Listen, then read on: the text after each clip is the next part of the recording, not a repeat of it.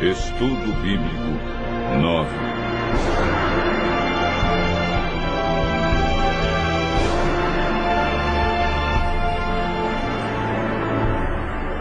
A verdade sobre a morte.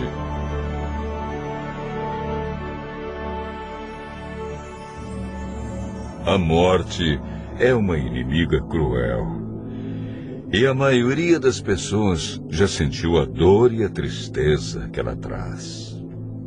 O assunto da morte tem sido um mistério que muitos tentam decifrar.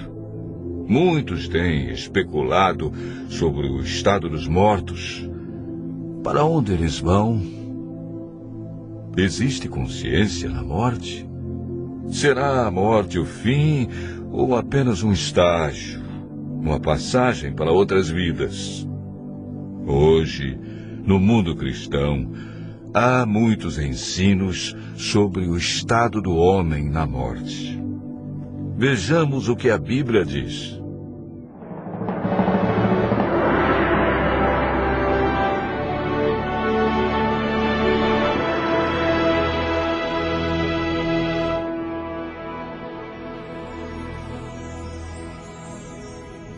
Antes de compreendermos o estado do homem na morte, precisamos entender a origem da vida. O homem é formado por dois ingredientes: pó da terra e fôlego de vida. A união desses dois elementos resulta em vida. Gênesis, capítulo 2, verso 7, declara: Então formou o Senhor Deus ao homem do pó da terra e lhe soprou nas narinas o fôlego de vida, e o homem passou a ser alma vivente. É importante notar que o homem, ao ser criado, não recebeu uma alma, mas se tornou alma vivente. Isto significa que quando falta um desses dois elementos, pó ou fôlego, a alma morre. Ezequiel afirma claramente em seu livro no capítulo 18, verso 4. A alma que pecar, essa morrerá. O ensino da imortalidade da alma não tem fundamento bíblico. Paulo afirma em 1 Timóteo, capítulo 6, versos 15 e 16, que a imortalidade é um atributo exclusivo de Deus. A Bíblia é clara em afirmar em Gênesis capítulo 3, verso 4, que a teoria de vida após a morte é um dos enganos do inimigo de Deus. Essa ideia foi propagada ao longo dos séculos através de influências pagãs e introduzida no cristianismo durante a Idade Média. A Igreja absorveu o conceito grego de corpo e espírito como entidades separadas, contradizendo assim o que Deus disse: certamente morrerás. Gênesis capítulo 2, verso 17. Gênesis 3, verso 19 declara: porque tu és pó e ao pó tornarás. Eclesiastes 12, verso 7 diz que por ocasião da morte, o pó volte à terra como era e o espírito volte para Deus que o deu. O espírito que ele deu na criação foi o fôlego de vida. A palavra espírito, que vem do hebraico ruach, ou nechamar, e do grego pneuma, é empregada centenas de vezes na Bíblia. Algumas vezes traduzida por fôlego e outras por espírito, podendo ser usadas alternadamente. Portanto, espírito na Bíblia nunca se refere a uma entidade consciente, desencarnada. Pelo contrário, Davi afirma: os mortos não louvam o Senhor, nem os que descem ao silêncio. Salmo 115, verso 17. O homem, ao ser criado, recebeu imortalidade condicional. Para mantê-la, deveria viver em obediência. Gênesis capítulo 2, versos 16 e 17. E o Senhor Deus lhe deu esta ordem: de toda árvore do jardim comerás livremente. Mas da árvore do conhecimento do bem e do mal não comerás, porque no dia em que dela comeres, certamente morrerás. Deus declarou claramente: morrerás. Foi Satanás, através da serpente, quem declarou: é certo que não morrereis.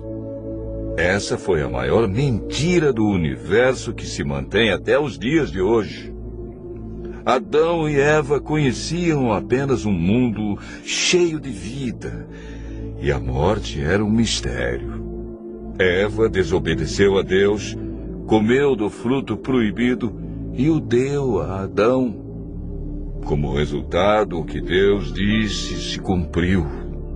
A morte, a dor e o sofrimento passaram a existir. Após o pecado, herdamos uma natureza egoísta que não tem prazer em estar na presença de Deus. Lemos em Eclesiastes 9, versos 5 e 6. Os vivos sabem que hão de morrer, mas os mortos não sabem coisa nenhuma, nem tampouco terão eles recompensa, porque a sua memória jaz no esquecimento. Amor, ódio e inveja para eles já pereceram. Para sempre não têm eles parte em coisa alguma do que se faz debaixo do sol. A Bíblia diz que os mortos não sabem coisa alguma, portanto, não podem se comunicar com os seres vivos e nem os vivos com eles.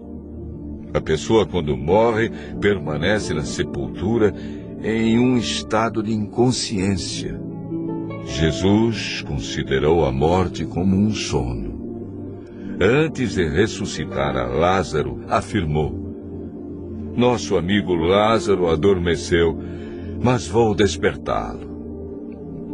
Jesus apresenta a solução para a morte em João, capítulo 5, versos 28 e 29. Não vos maravilheis disto, porque vem a hora em que todos os que se acham nos túmulos ouvirão a sua voz e sairão, os que tiverem feito o bem para a ressurreição da vida, e os que tiverem praticado o mal para a ressurreição do juízo, que ocorrerá após os 1000 anos.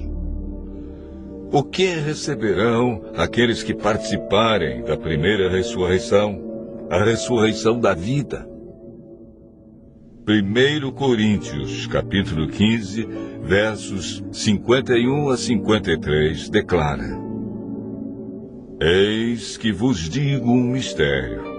Nem todos dormiremos, mas transformados seremos todos, num momento, num abrir e fechar de olhos, ao ressoar a última trombeta. A trombeta soará. Os mortos ressuscitarão incorruptíveis e nós seremos transformados. Porque é necessário que este corpo corruptível se revista da incorruptibilidade e que o corpo mortal se revista da imortalidade. Desde que o ser humano pecou, perdeu a imortalidade, mas por ocasião da segunda vinda de Cristo, os que o aceitarem como Salvador receberão a dádiva da imortalidade conquistada por Jesus na cruz. João afirma, e o testemunho é esse, que Deus nos deu a vida eterna, e esta vida está no seu Filho. Aquele que tem o Filho tem a vida. Aquele que não tem o Filho de Deus não tem a vida. Cristo promete que o vencedor de nenhum modo sofrerá o dano da segunda morte. Aqueles que aceitam a Cristo e a salvação que Ele traz experimentarão a alegria indescritível por ocasião de sua vinda. Desfrutando felicidade plena, passarão toda a eternidade em companheirismo com seu Senhor e Salvador. Continue ouvindo a voz de Deus e seguindo a sua palavra, e desfrute pela fé a esperança da imortalidade.